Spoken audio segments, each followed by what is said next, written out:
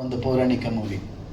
ಅದಾದ ನಂತರ ತರಲೆ ವಿಲೇಜು, ತೇರಿ, ಹೂವಿನಾರ ಅಂತ ಮಾಡಿದ್ವಿ. ಈಗ ಹೂವಿನಾರಕ್ಕೂ ಈಗ ಅತ್ಯುತ್ತಮ ಸಂಭಾಷಣೆ ಅಂದ್ಬಿಟ್ಟು ಒಂದು ರಾಜ್ಯ ಮಟ್ಟದ ಒಂದು ಪ್ರಶಸ್ತಿ ಸರ್ಕಾರದಿಂದ ಬಂದಿದೆ. ಇದು ಈಗ ಕುಂಟೆಬಿಲ್ಲೆ ಈ ಟೈಟ್ಲು ಎಲ್ಲರೂ ಮಕ್ಕಳ ಚಿತ್ರ ಇರ್ಬೋದು ಅನ್ನೋದು ಒಂದು ಕಲ್ಪನೆ ಮತ್ತು ಅಂದ್ಕೊಳ್ತಾರೆ. ಬಟ್ ಚಿಕ್ಕ ವಯಸ್ಸಿನಲ್ಲಿ ಪ್ರತಿಯೊಬ್ಬರು ನಮ್ಮ ಹಳ್ಳಿ ಕಡೆ ಒಂದು ಕುಂಟೆಬಿಲ್ಲೆ, ಗೋಲಿ, ಬುಗುರಿ ಈ ಆಟಗಳನ್ನು ಆಡ್ತಿರ್ತೀವಿ. ಆದರೆ ಸಿಟಿನಲ್ಲಿ ಕ್ರಿಕೆಟು, ವಾಲಿಬಾಲು, ಹಾಕಿ ಈ ಥರ ಇದೆ. ಇವೆಲ್ಲವೂ ನಮ್ಮ ಮೈಂಡನ್ನು, ನಮ್ಮ ಮನಸ್ಸುಗಳನ್ನು ಉಲ್ಲಾಸಗೊಳಿಸುವಂತಹ ಆಟಗಳು. ಅದೇ ರೀತಿ ಕುಂಟೆಬಿಲ್ಲೆ ಇದೆಯಲ್ಲ, ಅದೇ ರೀತಿ ಕುಂಟೆಬಿಲ್ಲೆ ಅಂತಕ್ಕಂಥ ಈ ಆಟ ಒಂದು ರೀತಿ ಜೀವನದ ಮೌಲ್ಯಗಳನ್ನು ಹೇಳ್ಕೊಡುವಂಥ ಒಂದು ಗೇಮ್. ಆಡ್ತಾ ಆಡ್ತಾ ಆಡ್ತಾ ಆ ಆಟದ ಒಳಗಡೆ ಹೋಗಿ ಆ 4 ಮನೆಗಳು ಮತ್ತು ಒಂಟಿ ಕಾಲಲ್ಲಿ ಓದಿಯುವಂಥದ್ದು, ಅಲ್ಲೊಂದು ಈ ಪಾನ್ ಇರ್ತದಲ್ಲ, ಇದೆಲ್ಲವೂ ಇದೆಯಲ್ಲ ನಮ್ಮ ಮೌಲ್ಯಗಳಲ್ಲಿ ನಾವು ಹೇಗೆ ನಡಿಬೇಕು ಅನ್ನೋದನ್ನ ಹೇಳುತ್ತೆ. ಆ ಸಂದರ್ಭದಲ್ಲಿ ಒಂದು ಚಿಕ್ಕ ಏಜಿನಲ್ಲಿ ಕ್ರಸ್ ಆಗುತ್ತೆ ಒಂದು ಹುಡುಗಿಗೂ. ಅದು ಸ್ನೇಹಕ್ಕೆ ಹೋಗುತ್ತೋ, ಲವ್ಗೆ ಹೋಗುತ್ತೋ, ಅಥವಾ ಮುಂದೆ ಅದು ಗೆಳತಿ ಆಗ್ತಾಳೋ ಅನ್ನೋದು ಇದ್ರ ಮೇಲೆ ಇಡೀ ಚಿತ್ರ ಇದೆ. ಅದಕ್ಕೆ ಕುಂಟೆಬಿಲ್ಲೆ ಅನ್ನೋದಕ್ಕೆ ಹೆಸರನ್ನು ಇಟ್ಟಿದ್ದೀನಿ, ನಿಮಗೆ ಹೇಳಿದ್ದೀನಿ. ನಂತರ ಈ ಚಿತ್ರದಲ್ಲಿ ಯದು ಅಂತ ನಾಯಕ ನಟ, ಹೊಸ ಹುಡುಗ, ಮೇಘಶ್ರೀ ಅವರು ಅವ್ರಿಗೆಲ್ಲ ನಿಮಗೆಲ್ಲ ಗೊತ್ತಿದೆ. ಮತ್ತು ಸುಚೇಂದ್ರ ಪ್ರಸಾದ್, ಸುಧಾ ಬೆಳವಡಿಯಮ್ಮ, ಮತ್ತು ಭವಾನಿ ಪ್ರಕಾಶು, ಬಾಲರಾಜ್ ವಾಡಿ, ಶಂಕರ್ ಅಶ್ವಥ್, ದೊಡ್ಡ ಒಂದು ತಾರಾಂಗಣನೇ ಇದೆ. ಇದು ಪಕ್ಕ ಹಳ್ಳಿ ಮತ್ತು ಒಂದು ಪಟ್ಟಣದ ಪೊಲೀಸ್ ಠಾಣೆಯ ನಡುವೆ ನಡೀತಕ್ಕಂಥ ಒಂದು ಕಥೆಯಾಗಿದೆ. ಪ್ರತಿ ಹಂತದಲ್ಲೂ ಪ್ರೇಕ್ಷಕನಿಗೆ ಕುತೂಹಲವನ್ನು ಮೂಡಿಸುವಂಥ ಒಂದು ಚಿತ್ರ. ನಮ್ಮ ಚಿತ್ರಕ್ಕೆ UA ಸರ್ಟಿಫಿಕೇಟ್ ಸೆನ್ಸರ್ ಆಗಿದೆ, UA ಬಂದಿದೆ. ಇದೇ 26ನೇ ತಾರೀಕು ನಮ್ಮ ಚಿತ್ರ ರಾಜ್ಯಾದ್ಯಂತ ಬಿಡುಗಡೆ ಆಗ್ತಿದೆ. ನಾವು ಒಂದು 70-80 ಥಿಯೇಟರು, ಒಂದು 50-60 ಮಲ್ಟಿಪ್ಲೆಕ್ಸಲ್ಲಿ ರಿಲೀಸ್ ಮಾಡಬೇಕು ಅಂತ ಅಂದ್ಕೊಂಡಿದ್ವಿ. ಈಗಾಗಲೇ ಒಂದಷ್ಟು ಎಲ್ಲ ರೆಕಗ್ನೈಸ್ ಮಾಡಿದ್ದೀವಿ. 26 ಬರ್ತಿದ್ದೀವಿ. ನಿಮ್ಮೆಲ್ಲರ ಆಶೀರ್ವಾದ ಇರಲಿ ಅಂತ ಕೇಳ್ಕೊಳ್ತೀನಿ.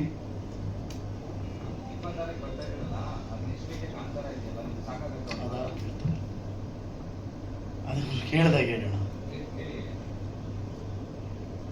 ಹೌದು, ಎಲ್ಲರೂ ನನಗೆ ಹೇಳಿದ್ದಾರೆ. ಈಗ ಅಲ್ಲ, ನಾನು ಹೇಳೋದೇನು ಗೊತ್ತಾ, ಕಾಂತಾರದವ್ರಿಗೆ, ಕುಂಟೆಬಿಲ್ಲೆ ಅವ್ರಿಗೆ. ಈಗ ಒಂದು ಮದುವೆನಲ್ಲಿ ಬಡನು ಬತ್ತಾನೆ, ಶ್ರೀಮಂತನು ಬತ್ತಾನೆ, ಒಂದೇ ಊಟ, ಬೇರೆ ಬೇರೆ ಊಟ ಯಾವುದೂ ಇಲ್ಲ. ಅದೇ ಪ್ರೇಕ್ಷಕ, ನಮ್ಮದು ಅದೇ ಪ್ರೇಕ್ಷಕ ಬಂದು ಕಾಂತಾರ ನೋಡ್ತಾನೆ, ಅದೇ ಪ್ರೇಕ್ಷಕ ಬಂದು ಕುಂಟೆಬಿಲ್ಲೆನೂ ನೋಡ್ತಾನೆ. ಅವ್ರ ಚಿತ್ರ ಅಂದರೆ ಅವ್ರಿಗೆ ಅವರವರ ಒಂದು ಇದಕ್ಕೆ ಆರ್ಥಿಕತೆಗೆ ಅವರು ದೊಡ್ಡ ಮಟ್ಟದಲ್ಲಿ ಮಾಡಿರ್ತಾರೆ. ನನ್ನ ಚಿತ್ರದ ನಮ್ಮ ಆರ್ಥಿಕತೆಗೆ ನಾವು ಮಾಡಿರ್ತೀವಿ. ಬಟ್ ಸಿನಿಮಾ ಒಂದೇ. ಚಿನ್ನ ಯಾವಾಗಿದ್ರೂ ಚಿನ್ನದ ಥರನೇ ಇರುತ್ತೆ. ಅದನ್ನು ಯಾರೂ ಅದು 1 kg ತಗೊಳ್ಳಿ ಅಥವಾ 100 ಗ್ರಾಮ್ ತಗೊಳ್ಳಿ, ನೀವು ಬಹುಶಃ 1 kg ಚಿನ್ನ ತಗೊಂಡ್ರು ನೀವು ಉಂಗುರ್ಗೆ ಹಾಕೋದು 10 ಗ್ರಾಮ್ ಅಲ್ಲ. ಅದೇ ಥರ ಸಿನಿಮಾ ಅಂತಕ್ಕಂಥದ್ದು ಕಂಟೆಂಟ್ ಚೆನ್ನಾಗಿತ್ತು ಅಂದರೆ ಅದು ಎಲ್ಲರೂ ನೋಡ್ತಾರೆ ಅನ್ನೋದು ನನ್ನ ಅಭಿಪ್ರಾಯ. ಕಾಂತಾರ ಬಗ್ಗೆ ನಾವೇನು ಹೆದರ್ಕೊಂಡಿಲ್ಲ. ಯಾಕೆ ಹೆದರ್ಕೋಬೇಕು? ನಾವು ಜೈ ಅಂತ ಬಿಟ್ಟಿದ್ದೀವಿ. ಎಲ್ಲ ಪ್ರೇಕ್ಷಕನ ಬಗ್ಗೆ ತುಂಬ ನಂಬಿಕೆ ಇದೆ. ಒಂದು ಒಳ್ಳೆ ಸಿನಿಮಾವನ್ನು ಕೊಟ್ಟಾಗ ಕನ್ನಡ ಪ್ರೇಕ್ಷಕ ಸೋಲಿಸ್ತಾನೆ ಅನ್ನೋದಾದರೆ ಅದು ಪ್ರೇಕ್ಷಕನ ಅವನು ಬಿಟ್ಟಿದ್ದೆ ಹೊರತು ನಮಗಲ್ಲ. ಬಟ್ ನನಗೆ ಹೇಳ್ತಾ ಇದ್ದೀನಿ, ನಮ್ದು ಒಳ್ಳೆ ಸಿನಿಮಾ ಇದೆ, ಖಂಡಿತ ಗೆಲ್ಲುತ್ತೆ. ಅದರಿಂದ ಧೈರ್ಯವಾಗಿ ಬರ್ತಾ ಇದ್ದೀವಿ. ಗೆಲ್ಲೋರಿಗೆ ಧೈರ್ಯ ಇದೆ, ಗೆಲ್ತೀವಿ ಅಷ್ಟೇ. ನಮಸ್ಕಾರ. ನಾನು ಕುಂಟೆಬಿಲ್ಲೆ ಚಿತ್ರದ ನಿರ್ಮಾಪಕನಾಗಿ ಮತ್ತು ಚಿತ್ರನಾಯಕ ನಟ ಯದು ಅವರ ತಂದೆಯಾಗಿ ಈ ಚಿತ್ರವನ್ನು ನಿರ್ಮಿಸಿದ್ದೀನಿ. ಸುಮಾರು 30 ಕಲಾವಿದನಾಗಬೇಕು ಅಂತೇಳಿ ನಾನು ಸಹ ಬೆಂಗಳೂರು ಸಿಗ್ನೇರಿ ಇರೋದ್ರಿಂದ, ಮತ್ತು ನಾನು ಬಿಸ್ನೆಸ್ ಕಡೆ ಹೋದಾಗ ಸರಿಯಾಗ ಬೆಳೀತಾ ಮಗನ ಜೊತೆ ಈ ವಿಷಯವನ್ನು ಪ್ರಸ್ತಾಪ ಮಾಡಿದೆ. ನಾನು ಸಹ ಹಿಂಗೆ ಕಲಾವಿದನಾಗಬೇಕು ಅಂದ್ಕೊಂಡು ಹೋಗಿದ್ದೆಪ್ಪ. ಆ ಸಂದರ್ಭಗಳಲ್ಲಿ ನಮ್ಗೆ ಯಾವ ಅವಕಾಶಗಳು ಸಿಗಲಿಲ್ಲ ಅಂತ ಹೇಳ್ತಿದ್ದಾಗ ಅವನು ಬೆಳೀತಾನೆ, ಇಲ್ಲ ನಿಮ್ಮ ಆಸೆನ ನಾನು ಈಡೇರಿಸ್ತೀನಿ ಅನ್ನುವಂತಕ್ಕಂಥ ಭರವಸೆಗಳು ಕೊಡ್ತಾನೆ ಇದ್ದ. ಡಿಗ್ರಿ ಮುಗೀತು. ನಂತರ ನವರಸ ಅಕಾಡೆಮಿ ಕೋರ್ಸಿಗೆ ಸೇರಿಸಿ ಅಲ್ಲಿಂದ ಒಂದು ಕೋರ್ಸ್ ಮುಗಿಸ್ಕೊಂಡು ಬಂದ ಮೇಲೆ ನಾನು ಮತ್ತು ಸಿದ್ದೇಗೌಡರು ಮತ್ತು ಶಿವು, ಇವರು ಬ್ರದರ್ ಒಬ್ಬರು ಶಿವು ಇದ್ದಾರೆ, ನಾವೆಲ್ಲ ತುಂಬ ಆತ್ಮೀಯರು. ಒಂದ್ಸರಿ ಕೂತು ಚರ್ಚೆ ಮಾಡಿದಾಗ ಈ ರೀತಿ ನನ್ನ ಮಗ ಒಬ್ಬ ನಟನಾಗಬೇಕು ಅನ್ನೋ ಆಸೆ ಇಟ್ಕೊಂಡಿದ್ದಾನೆ. ಏನಾದ್ರು ಒಂದು ಪ್ರಯತ್ನ ಮಾಡ್ಬೋದಾ ಅಂತ ಇವ್ರ ಹತ್ರ ಕೇಳಿದಾಗ, ಅಣ್ಣ ಹಿಂಗೆ ಒಂದು ಕತೆ ಇದೆ, ಹಿಂಗೆ ಮಾಡ್ಬೋದು ಅಂತ ಕೂತು ಡಿಸ್ಕಸ್ ಮಾಡಿ ಅದನ್ನು ಸಹ ಇವನಿಗೆ ಹೇಳಿ ಸರಿ ಅಂತ ಹೇಳಿ ಈ ಕುಂಟೆಬಿಲ್ಲೆ ಅನ್ನೋ ಚಿತ್ರನ ನಾವು ಪ್ರಾರಂಭಿಸಿದ್ವಿ. ಇದು ನನ್ನ ಮೊದಲನೇ ಸಿನಿಮಾ ಕುಂಟೆಬಿಲ್ಲೆ. ಇದಕ್ಕೂ ಮುಂಚೆ ನಾನು 4 ಮಂತ್ಸು ನವರಸ ನಟನ ಅಕಾಡೆಮಿಲಿ ಕೋರ್ಸ್ ಮುಗಿಸಿ ನಾಟಕಗಳು ಪ್ರಾಕ್ಟೀಸ್ ಮಾಡಿದ್ದೀನಿ.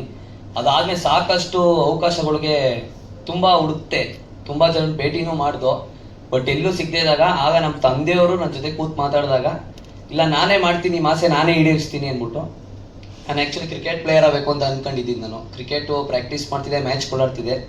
ಬಟ್ ಅವರ ಸೈಡ್ ಇರಿಸ್ಬೇಕು ಅಂತ ನಾನು ಕ್ರಿಕೆಟ್ನ ಮಧ್ಯದಲ್ಲೇ ಡ್ರಾಪ್ ಮಾಡಿದೆ. ಯಾಕಂದರೆ ನಮಗೋಸ್ಕರ ಅವ್ರು ಎಷ್ಟು ನಾವು ಕೇಳಿದೆಲ್ಲ ಮಾಡ್ತಾರೆ, ಅವ್ರಿಗೋಸ್ಕರ ನಾವೇನಾರು ಮಾಡಬೇಕಲ್ವಾ ಅಂತ ಅಂದು ಅವ್ರು ಹೇಳಿದ ನಾನು ಈಡೇರಿಸ್ತೀನಿ ಆಸೆ. ನಾನು ಬಿಟ್ಟು ನಾನು ಕ್ರಿಕೆಟ್ ಪ್ರಾಕ್ಟೀಸ್ನ ಅಲ್ಲಿಗೆ ಬಿಟ್ಟು ನಾನು ಕೋರ್ಸ್ಗಳು ಮುಗಿಸ್ಕೊ ಬರ್ತೀನಿ, ಆ್ಯಕ್ಟಿಂಗ್ ಕೋರ್ಸ್ ಅಂತೆಲ್ಲ ಮಾಡಿ ಬಂದೆ ಸರ್ ನಾನು ಬೆಂಗಳೂರಲ್ಲಿ ಬಂದು ಇಲ್ಲೂ ರೂಮ್ ಮಾಡ್ಕೊಂಡಿದ್ದು.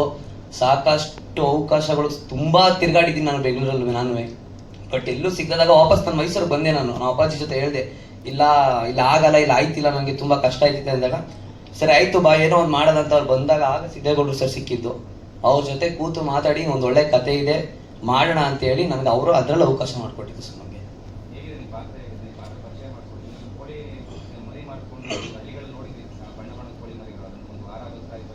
ಸರ್ ಇದು ನಾನು ಆಕ್ಚುಲಿ ಒಂದು ಬಡ ಕುಟುಂಬದ ಹುಡುಗ ಸರ್. ನಾನು ಕೋಳಿ ಫಾರ್ಮ್ ಕೆಲಸ ಮಾಡೋನು. ಇಬ್ರು ಪ್ರೇಮಿಗಳು ಪ್ರೀತಿನ ಉಳಿಸ್ಕೊಳ್ಳೋಕ್ಕೆ ಎಷ್ಟೆಲ್ಲ ಕಷ್ಟ ಪಡ್ತಾರೆ, ಏನಾಗುತ್ತೆ ಮುಂದೆ ಅನ್ನೋದನ್ನ ಸರ್ ಅದು ಕಥೆಯಲ್ಲಿ ಅದು ಒಂದು ಲೈನ್ ಕತೆ ಅದು. ಯಾಕಂದ್ರೆ ಸಸ್ಪೆನ್ಸ್ ಇರೋದ್ರಿಂದ ಫುಲ್ಲು ಮುಂದೆ ಹೇಳಕ್ ಹೊರೆದು ಸ್ಟೋರಿ ರಿವೀಲ್ ಆಗ್ಬಿಡ್ತದೆ. ಬಟ್ ಇಬ್ರು ಪ್ರೀತಿ ಮಾಡಿ ಎಷ್ಟೆಲ್ಲ ಕಷ್ಟ ಪಡ್ತಾರೆ ಅದನ್ನ ಉಳಿಸ್ಕೊಳ್ಳೋಕೆ ಅನ್ನೋ ಕತೆ ಸರ್ ಇದು.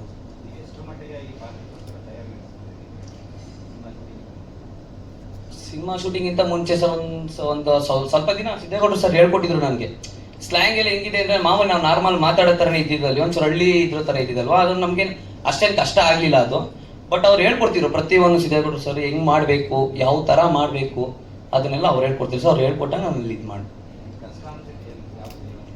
ಕಷ್ಟ ಅನ್ಸಿದ್ದು ಸರ್. ಓಪನ್ ಆಗಿ ಹೇಳಬೇಕು ಅಂದ್ರೆ ಫಸ್ಟ್ ಟೈಮ್ ಮಾಡಿದ್ರಿಂದ ಆ ಲವ್ ಸಾಂಗು ಅದೊಂದು ನಿಜ ಸೀರಿಯಸ್ ಅದೊಂದು ಕಷ್ಟ ಅನ್ಸಿದ್ದು. ಅದು ಬಿಟ್ರೆ ಇನ್ಯಾವುದೇನೋ ಅಷ್ಟು ಇದಾಗಿಲ್ಲ ಸರ್. ಇರ್ತಿದ್ರು ಸರ್.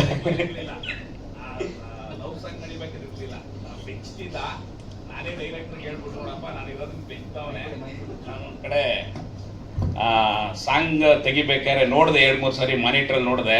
ಯಾಕೋ ಒಂದ್ಸರಿ ಮಕ್ಕಳು ಇದಾಗುತ್ತೆ ಅಂತೇಳಿ ನಾನೇ ಡೈರೆಕ್ಟರ್ನ ಕರೆದು ಮಾನಿಟ್ರ್ ನೋಡಿ, ಬಿಡಿ ಇದು ಯಾಕೋ ಸರ್ ಬರ್ತಾ ಇಲ್ಲ, ನಾನು ಸ್ವಲ್ಪ ದೂರ 1-1.5 ಕಿಲೋಮೀಟರ್ ವಾಕ್ ಹೋಗ್ತೀನಿ, ನೀವೆಲ್ಲ ಮುಗಿಸಿದ್ಮೇಲೆ ನನಗೆ ಫೋನ್ ಹಾಕಿ ನಾನು ಬರ್ತೀನಿ ಅಂತ ಹೇಳ್ಬಿಟ್ಟು ಮೇಲೆ ಸಿದ್ದೇಗೌಡರು ಅಣ್ಣ ಆಯಿತು ಬನ್ನಿ. ಮಂಜುನೂ ಸಾಯಿದ್ರು ಆಗ.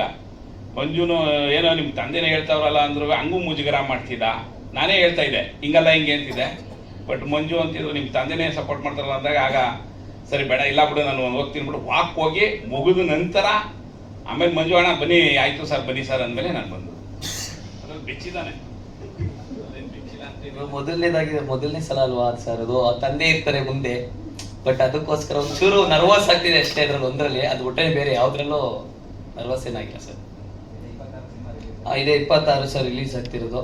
ದಯವಿಟ್ಟು ಎಲ್ಲ ಥಿಯೇಟ್ರಿಗೆ ಬಂದು ಸಿನಿಮಾ ನೋಡಿ ಸಪೋರ್ಟ್ ಮಾಡಬೇಕು ಅಂತ ಕೇಳ್ಕೊತೀನಿ ಸರ್. ಆದರೆ ಅವ್ರು ಆಮೇಲೆ ಮಾತಾಡ್ತಾರಂತೆ. ಇಷ್ಟಪಟ್ಟು ಕಷ್ಟಪಟ್ಟು ತುಂಬ ಚೆನ್ನಾಗಿ ಮಾಡಿದ್ದಾರೆ ಸಿನಿಮಾ ಸಿದ್ದೇಗೌಡರು. ಹಾಗೆ ಕುಮಾರ್ ಗೌಡ್ರು ಅದಕ್ಕೇನೇನು ಸಹಕಾರ ಬೇಕೋ ಅದೆಲ್ಲ ಒದಗಿಸ್ಕೊಟ್ಟಿದ್ದಾರೆ. ನಂದಿಲ್ಲಿ ಒಂದು ಒಳ್ಳೆ ಪಾತ್ರ. ನನಗೆ ಹಾಡು ತುಂಬ ಇಷ್ಟ ಆಯಿತು. ರಾಜೇಶ್ ಕೃಷ್ಣನ್ ಅವ್ರು ಹಾಡಿದ್ದಾರೆ, ಇವರು ಲವ್ ಸಾಂಗು ಇಷ್ಟ ಆಯಿತು. ಸೊ ಈ ಒಂದು ಸಿನಿಮಾನ ಎಲ್ಲರೂ ಪ್ರೋತ್ಸಾಹ ಕೊಡಬೇಕು. ಯಾಕೆಂದರೆ ಈಗ ಒಂಥರದ ಕಷ್ಟ ಕಾಲದಲ್ಲಿದ್ದೀವಿ ನಾವು ಕನ್ನಡ ಚಿತ್ರರಂಗ. ಸೊ ಹಾಗಾಗಿ ಪ್ರೆಸ್ ಕಡೆಯಿಂದ ಟಿ ವಿ ಮೂಲಕ ಇದಕ್ಕೆ ಆದಷ್ಟು ಪಬ್ಲಿಸಿಟಿ ಕೊಡಬೇಕು ಅಂತ ಈ ಮೂಲಕ ಕೇಳ್ಕೊತೀನಿ. ನಾನು ತುಂಬ ಕಡೆ ನೋಡಿದ್ದೀನಿ, ತುಂಬ ದೊಡ್ಡ ಆರ್ಟಿಸ್ಟ್ ಪ್ರಮೋಷನ್ಗೆ ಅಷ್ಟು ಬರೋದಿಲ್ಲ. ಸೊ ಈ ಒಂದು ಕೊರತೆ ನಮ್ಮ ಕನ್ನಡ ಚಿತ್ರರಂಗದಲ್ಲಿ ಎದ್ದು ಕಾಣ್ತಾ ಇದೆ. ಸೊ ಈ ಮೂಲಕ ನಾನು ಎಲ್ಲ ಹಿರಿಯರಿಗೆ ಮತ್ತು ದೊಡ್ಡ ಆರ್ಟಿಸ್ಟ್ಗೆ ಪ್ರಮೋಷನ್ಗೆ ಬರಲಿ ಅಂತ ಕೇಳ್ಕೊತೀನಿ. ಯಾಕೆಂದರೆ ನಾವು ಪ್ರಮೋಟ್ ಮಾಡಿದಷ್ಟು ಜನಕ್ಕೆ ಗೊತ್ತಾಗುತ್ತೆ, ಪಬ್ಲಿಸಿಟಿ ಮಾಡಿದಷ್ಟು ಸೋಷಿಯಲ್ ಮೀಡಿಯಾಲಿ ನಮ್ಮ ಪ್ರೆಸೆನ್ಸ್ ಇದ್ದಷ್ಟು ಜನಕ್ಕೆ ತಲುಪುತ್ತೆ. ಅದು ಸೀನಿಯರ್ ಆರ್ಟಿಸ್ಟು ಮತ್ತು ನೋನ್ ಫೇಸಸ್ ಬಂದರೆ ಇನ್ನೂ ಹೆಚ್ಚು ತಲುಪತ್ತೆ ಅಂತ ಈ ಮೂಲಕ ಹೇಳಕ್ಕೆ ಇಷ್ಟಪಡ್ತೀನಿ. ಒಂದು ಒಳ್ಳೆ ಚಿತ್ರ ಮಾಡಿದ್ದಾರೆ, ಎಲ್ಲರ ಸಪೋರ್ಟ್ ಇರಲಿ, ಚಿತ್ರಮಂದಿರಕ್ಕೆ ಬಂದು ನೋಡೋ ಅಂಥ ಒಂದು ಅವಕಾಶ ಮಾಡಿಕೊಡ್ಲಿ ಎಲ್ಲರೂ ಅಂತ ಈ ಮೂಲಕ ಕೇಳ್ಕೊತೀನಿ. ಈ ಪಾತ್ರ ನನಗೆ ಕೊಟ್ಟಿದ್ದಕ್ಕೆ ಸಿದ್ದೇಗೌಡ್ರಿಗೆ ತುಂಬ ಥ್ಯಾಂಕ್ಸ್. ಎಲ್ರಿಗೂ ನಮಸ್ಕಾರ. ಐ ಆಮ್ ವೆರಿ ಹ್ಯಾಪಿ, ಯಾಕಂದರೆ ತುಂಬ ದಿನ ಆದಮೇಲೆ ನಾನು ನನ್ನ ಒಂದು ಫಿಲಮ್ ಪ್ರೆಸ್ ಮೀಟಿಗೆ ಬಂದಿದ್ದೀನಿ. ಆ್ಯಂಡ್ ಎಲ್ಲರೂ ನೋಡಿ ತುಂಬ ಖುಷಿ ಆಯಿತು ಮೀಟ್ ಮಾಡಿ. ನಾನು ಆಗ್ಲಿಂದ ಯಾವಾಗಿಂದ ಇಲ್ಲಿಗೆ ಬಂದೆ, ಟೀಮ್ ಜೊತೆ ಒಂದು 2 ನಿಮಿಷ ಇದ್ದೆ ಅಷ್ಟೇ, ಆಮೇಲೆ ಬರೀ ಪ್ರೆಸ್ಸರ್ ಜೊತೆ ಕೂತಿ ಮಾತಾಡ್ಕೊಂಡಿದ್ದೆ. So I am very happy. Firstly ನಾನು ನಮ್ಮ ಟೀಮ್ಗೆ ಥ್ಯಾಂಕ್ಸ್ ಹೇಳೋಕ್ಕೆ ಇಷ್ಟಪಡ್ತೀನಿ, ನಮ್ಮ ಡೈರೆಕ್ಟರ್ ಸರ್ಗೆ ಆ್ಯಂಡ್ ಪ್ರೊಡ್ಯೂಸರ್ ಸರ್ಗೆ ಫಾರ್ ಚೂಸಿಂಗ್ ಮೀ. ಯಾಕಂದರೆ ಈ ಫಿಲಮಲ್ಲಿ ನನ್ನ ಒಂದು ಪಾತ್ರ ಏನಿದೆ, ಇಟ್ ಈಸ್ ನಾಟ್ ಈಸಿ. ತುಂಬಾ ರಾ ಆ್ಯಂಡ್ ಬೋಲ್ಡ್ ಕ್ಯಾರೆಕ್ಟರ್.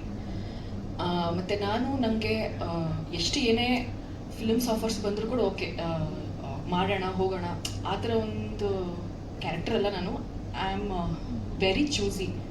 ಫಿಲಮ್ ಅಂತ ಬಂದಾಗ ನನಗೆ ಸ್ಟೋರಿ ಪಾತ್ರ ತುಂಬ ಮುಖ್ಯ ಆಗುತ್ತೆ. ಸೊ ಫಾರ್ ದಟ್ ರೀಸನ್ ಈ ಫಿಲಮ್ ನಾನು ಮಾಡಿದೆ. Very good subject. Film release ಆದಮೇಲೆ ಎಲ್ಲರೂ ನೋಡಿ ನಿಮ್ಗೆ ಇಷ್ಟ ಆಗುತ್ತೆ. ನನ್ನೊಂದು ಪಾತ್ರ ಏನಿದೆ, ಫಿಲಮಲ್ಲಿ ಒಂದು ಸೀನ್ ಬರುತ್ತೆ. ಆ ಸೀನ್ ಬಂದಾಗ ನಿಮಗೆಲ್ಲ ಶಾಕ್ ಆಗುತ್ತೆ. ಇವಾಗ ಹೇಳಂಗಿಲ್ಲ, ಅದು ಹೇಳೋದಂತೂ ಮುಗಿತು ಕತೆ. ಈ ಮಂತ್ 26th ರಿಲೀಸ್ ಆಗ್ತಾ ಇದೆ.